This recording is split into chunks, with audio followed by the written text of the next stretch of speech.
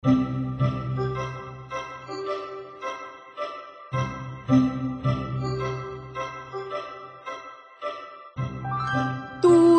pinapalinis ang bahay, para bang naglilipat kami ng bahay. Ang gulo-gulo, parang dinaanan ng bagyo.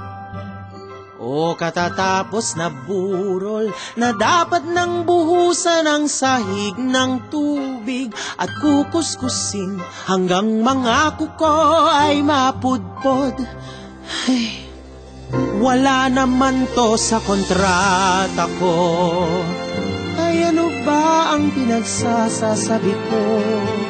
Ako ay hamak na extra lang, hindi ako ang bida ng pelikula. Wala kang kontrata, Inday.